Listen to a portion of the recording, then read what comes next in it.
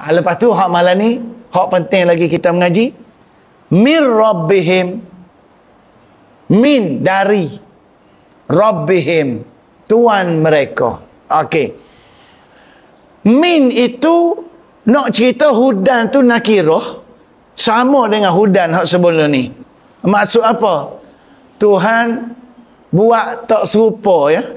Hidayat ni tak serupa. Dia berubah ikut keadaan. Ni orang panggil bijaksana. Jadi bila dia tak sama, dia tak serupa, satu hari ni lagu ni Tuhan tunjuk kita. Esok lagu lain. Dia tak berubah. Tahun ni lagu lain. Dulu kamu lagu lain. Sebab tu ada orang dia kata apa? Anta beranilah duk kicau molek-molek kajian dah berhenti. Anta nego ni dia ada turun naik. Dia kata. Betul tak? Yalah berniaga turun naik tapi Tuhan ada. Dia bagilah nak buat gana-gana pun. Bila kita tak mampu nak buat sendiri, Tuhan hantar orang tolong kita. Gitu je. Tapi satu je. Syarat dia, jangan niat nak menjadi kaya. Kalau siapa dia berniaga niat nak jadi kaya, sampai bila tak kaya? Sebab dia salah faham. Berniagalah niat nak tolong orang. Akhir-akhir kita berniaga dengan apa? Kita berniaga dengan Allah. Manusia, tolong je lah. Gitu je.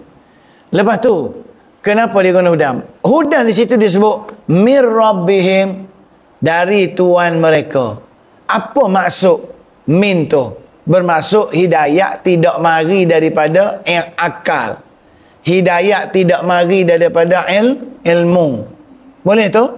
Cuma tu akal ilmu tu syarat aja. Hidayat mari mana? Dengan molek ni. Ni kalau nak jadi bijak tak bijak baiki benda ni. Kalau nak hidayat banyak ke sikit baiki benda ni. Mir rabbihim, dari Tuhan mereka. Maknanya sumber hidayat ialah ketuhanan Allah. Sumber hidayat ialah ketuhanan Allah. Bermaksud kita kena betulkan diri kita dengan Allah dari sudut Allah sebagai Tuhan, kita sebagai hamba. Maka dalam diri kita kena bentuk satu perasaan kita bukan besar, kita bukan hebat, kita bukan bisa, kita bukan apa-apa, kita hanya manusia, kita hanya hamba yang kena tunduk pada Allah. Kita ada Tuhan. Jangan tak ingat kita ada Tuhan. Lepas tu bila kita ingat kita ada Tuhan, maka setiap benda kita nak buat, kita buat untuk Tuhan kita. Kita makan untuk Tuhan kita, kita mengaji untuk Tuhan kita. Maknanya ketuhanan Allah tu berkuasa di atas kita.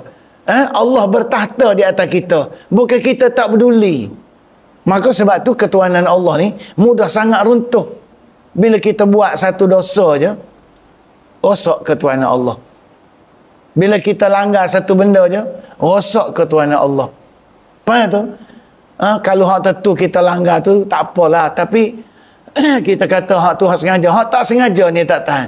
Kita tak perasan. Kadang-kadang kita buat sebab nak beri puas hati. Kita buat kerana sedap. Kita buat kerana comel.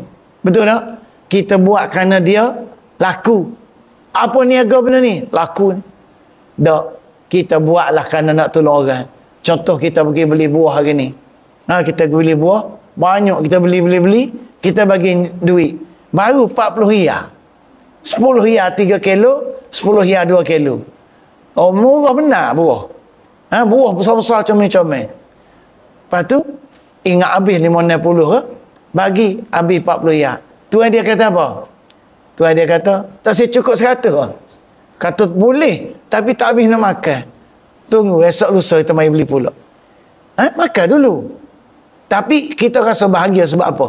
Tuan kedah hak meniaga tu dia panggil meniaga dengan ketuhanan Allah. Dia jual sekadar, boleh hutang, boleh tolong orang suka pergi beli. Betul tak? Dan dia kaya. Orang lagu ni kaya sebab dia baik. Orang suka. Jadi dia meniaga tu untuk tolong Allah Subhanahu Taala. Orang gitu akan Tuhan saya. Walaupun dia sekadar jual buah. Tu.